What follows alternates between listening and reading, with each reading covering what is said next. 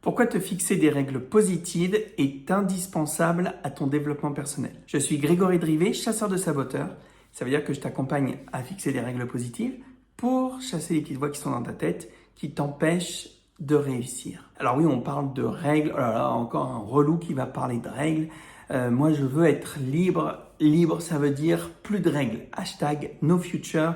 Hashtag je suis punk. Bien évidemment, lorsqu'on décide de prendre son destin en main et de se détacher du carcan de la société ou des obligations, on n'a pas envie de vivre de nouvelles règles. Pourtant, il est important de faire une différence entre les règles positives et les règles négatives, les injonctions. Depuis tout petit, on vit une vie avec des règles obligatoires. Moi, quand j'étais petit, il fallait que je fasse mon lit avant d'aller à l'école. Le matin, il fallait que je me lève à 6h30 pour pas être en retard. Le soir, je devais, c'était une règle, faire mes devoirs avant de jouer. Ou bien à table, je devais me tenir droit. Tu connais ces règles, tu les transmets certainement à tes enfants. Et du coup, quand on est grand, on continue à se fixer des règles. Je dois faire le ménage avant de me mettre à travailler.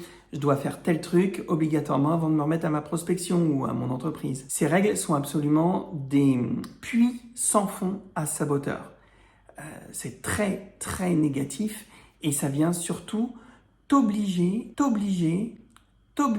oui je l'ai dit 3 fois, à accomplir, à faire des choses qui ne sont pas en accord avec ton être. Alors là, ça commence à déconner. L'équilibre s'en va et patatrac, tu procrastines ou tu abandonnes. Les règles positives, c'est complètement différent. Il est important de se fixer des règles positives pour tenir un entraînement ou pour aller vers son évolution. Lorsque tu es sur ton chemin du développement personnel, les règles sont indispensables. Bien évidemment, elles sont positives.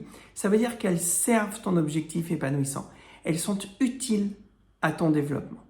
Par exemple, le matin, ça peut être très utile d'avoir des affirmations positives pour te mettre en bon état de marche, pour que ton état d'esprit soit également positif. Peut-être qu'en milieu de journée, il est important de t'aérer, d'aller faire une balade au bord de la mer, d'aller faire une balade dans la forêt ou dans ton jardin, et c'est quelque chose qui va te mettre en joie, qui va te mettre de manière positive. Alors, c'est une règle qui est à suivre, absolument. Peut-être qu'avant que les enfants rentrent, il est important que tu fasses ta méditation ou le matin lorsque tu te lèves. Dans ce cas-là, c'est une habitude, une règle immuable, positive à ton développement personnel. Bien évidemment, ces règles, parce que tout à l'heure j'ai dit immuable, j'ai pas trop aimé ce mot-là, peuvent être changées à tout moment lorsque tu en ressens le besoin. Le piège du développement personnel, c'est que tes règles positives deviennent négatives sans que tu t'en rendes compte.